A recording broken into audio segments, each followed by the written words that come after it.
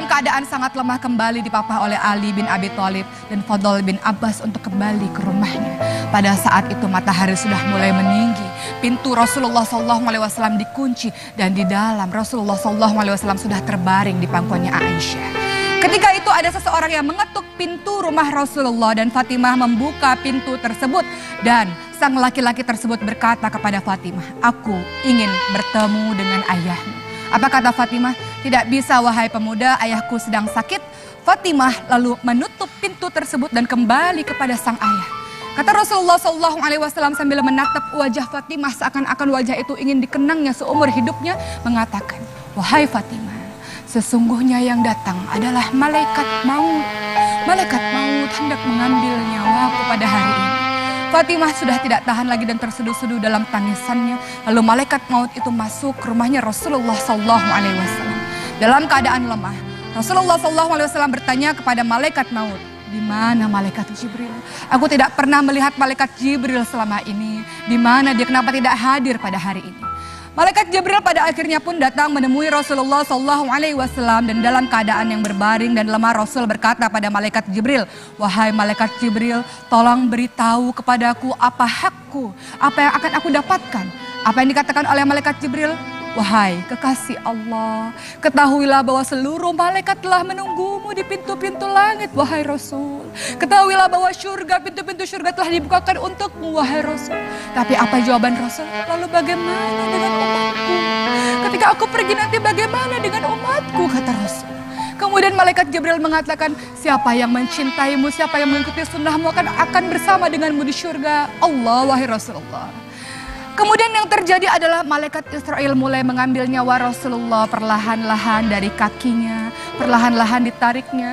Kemudian Rasulullah SAW mengatakan, "Wahai malaikat maut, dahsyatnya sakaratul maut ini.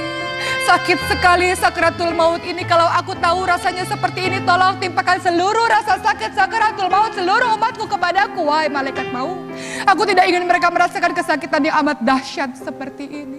Ketika dalam keadaan seperti itu, malaikat Jibril memalingkan mukanya dan Rasulullah SAW berkata pada malaikat Jibril lagi, "Malaikat Jibril, apakah engkau tidak mau melihatku? Jijikkah engkau melihatku sampai engkau memalingkan wajahmu, tidak mau menghadapku?" Apa yang dikatakan oleh malaikat Jibril? "Wahai kekasih Allah, tidak ada orang yang mampu melihat wajah kekasih Allah dalam keadaan sakit seperti ini. Tidak akan ada orang yang rela melihat wajah kekasih Allah dalam keadaan yang hendak mati seperti ini. Aku tidak sanggup untuk melihatmu, wahai Rasul." Maka Rasul dengan keadaan yang sangat lemah, yang sangat letih, mulai memanggil Ali bin Abi Thalib dan berbisik-bisik kepada Ali bin Abi Thalib, "Ali bin Abi Thalib, tolong sampaikan kepada seluruh umatku, peliharalah sholat dan peliharalah orang-orang miskin."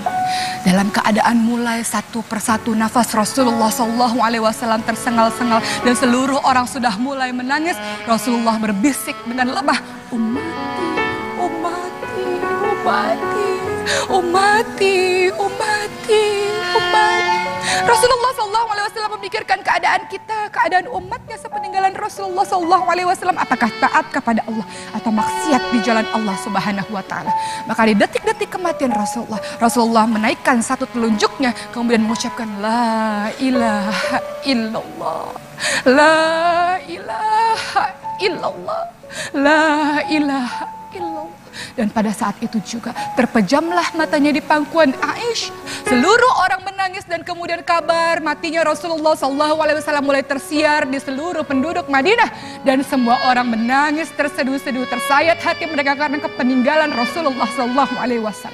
Umar bin Khattab radhiyallahu anhu yang mendengar kisah ini pun mulai mengambil pedangnya dan mengacungkan pedangnya dengan perasaan marah. Ia mengatakan, "Siapapun yang mengatakan Rasulullah mati, akan aku penggal lehernya. Siapapun yang mengatakan Rasulullah telah wafat, akan aku bunuh dia." Rasulullah tidak wafat, Rasulullah hanya kembali bertemu dengan Allah. Setelah itu kembali lagi bertemu dengan kita. Rasulullah hanya seperti Nabi Musa saja yang bertemu dengan Allah. Setelah itu kembali lagi pada umatnya. Jangan sekali-kali kalian mengatakan Rasulullah mati. Begitu kata Umar. Umar begitu terpukul dengan kematian Rasulullah SAW sampai Abu Bakar radhiyallahu anhu menenangkan Umar dan mengatakan, "Wahai Umar, tidak begitu Umar. Kalau engkau menyembah Rasulullah SAW, ketahuilah bahwa dia adalah seorang manusia biasa yang pada akhirnya kembali kepada Allah Subhanahu wa Ta'ala. Tapi ketika engkau menyembah Allah Subhanahu wa Ta'ala, Allah itu maha abadi, Allah itu tidak pernah mati, maka sembahlah Allah Subhanahu wa Ta'ala. Inilah kisah bagaimana detik-detik wafatnya Rasulullah SAW. Kita mengaku mencintai Rasulullah, maka apa bentuk aplikasimu dalam mencintai Rasulullah?